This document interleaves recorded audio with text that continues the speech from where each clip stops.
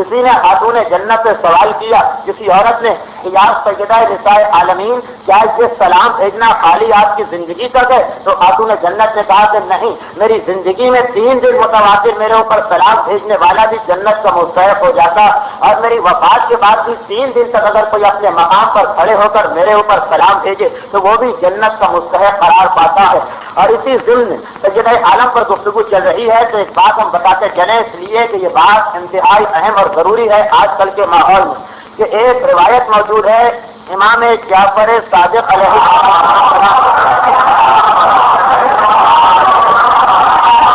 اور امام اپنی دادی جناب سیدہ سے بذات خود یہ روایت نقل کرتے ہیں، اور بڑی اہم یہ روایت ہے کہ اگر تم پر کوئی اتنی بڑی مصیبت نازل ہو جائے، کوئی اتنی بڑی پریشانی نازل ہو جائے، کوئی اتنی بڑی آفت نازل ہو جائے کہ کوئی اس آفت و پریشانی کو دور کرنے والا نہ ہو، تمہیں کوئی سہارا نظر نہ آ رہا ہو، تمہیں کوئی جائے پناہ نظر نہ آ رہی ہو، تو تم دعائے توسل پڑھو جناب سیدہ سے۔ یہ مجرب ترین عمل ہے، اور خود ہمارے مشاہدے میں آ چکا کہ جب ہر طرف سے مصیبتیں ہی مصیبتیں اور نکلنے کا کوئی راستہ نہ ہو تو وہ عمل خاص کیا جائے جو سیدہ عالم نے اپنے شیعوں کو بتایا تھا کہ اس کے اوپر عمل کرو تو یقیناً تمہاری ہر پریشانی دور ہو جائے گی۔ کتابوں میں اس کا طریقہ موجود ہے کہ پہلے 2 رکعت نماز پڑھی جائے جناب سیدہ کے لیے قربتاً اللہ، بالکل صبح کی نماز کی طریقے سے، اس کے بعد مرتبہ 3 سلام بھیجے جائیں، پھر تسبیح جناب سیدہ پڑھی جائے، اور اس کے بعد انسان سجدے کے اندر جائے اور یہ دعا پڑھے کہ یا مولاتی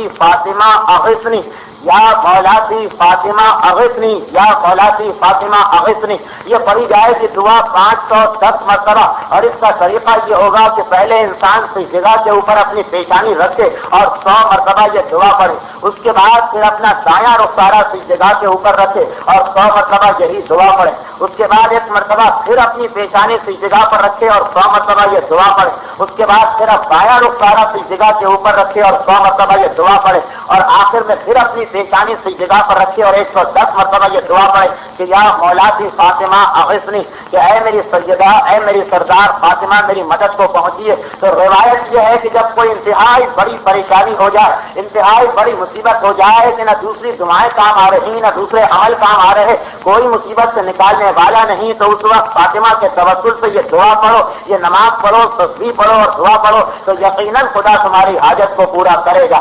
برحمتک یا ارحم الراحمین، وصلی اللہ علی محمد وآلہ الطاہرین۔